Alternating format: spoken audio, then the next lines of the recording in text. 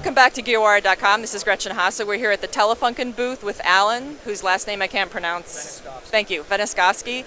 And we are talking about their new products. This one is so new it doesn't have a name yet, and they're welcoming suggestions. Yes. All right, so we wanted to know what we were doing new, and we're going down some avenues that we've never done before.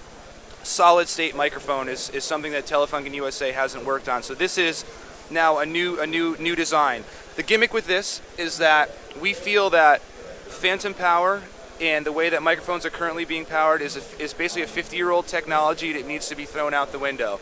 What we're proposing here is a solid-state microphone that runs on a higher voltage, somewhere between 100 and 200 volts. We're kind of still working on that. But what that does is creates an increased dynamic range and an increased sensitivity, and just makes the microphone, if you would, a little bit more bionic. That's how I put it. So what you have here is our solid-state mic. The reason why it's dressed in white right now is, yes, we do not have a name for it. We're still trying to figure out what we want to do, hence the word prototype right there. The way this mic will function is also something that's very unique. When you plug in the first input, it basically functions as a 3-pattern mic. So you have cardioid, omni, and figure 8 when you flip the switch.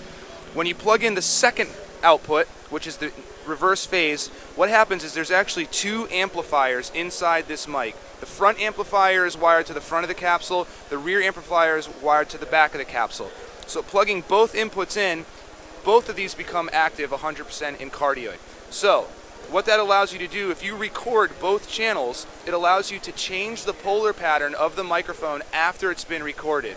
So you start with a cardioid, you bring up the rear channel in cardioid, and essentially you have an omni image. If you invert that second phase, that second channel, you become figure 8. And then if you start to move the volumes up and down, that's where you get all the patterns in between. You get the hypercard and the subcardioid patterns, and there's basically infinite possibilities if you put both of them to tape. So ideally, if you're using 2 of them as drum overheads in cardioid and you're mixing down and you want a little bit more room sound, you bring up the back of those mics, and all of a sudden those overheads went from being cardioids to being omni microphones, and the whole image just kind of opens up.